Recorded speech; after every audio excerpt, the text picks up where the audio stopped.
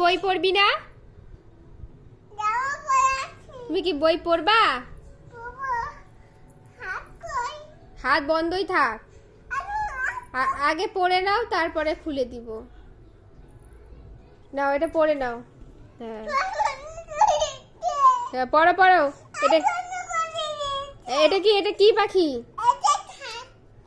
খুলে ফেললা? হ্যাঁ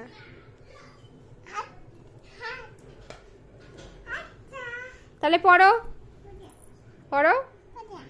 কেন পড়াশোনা করবা না?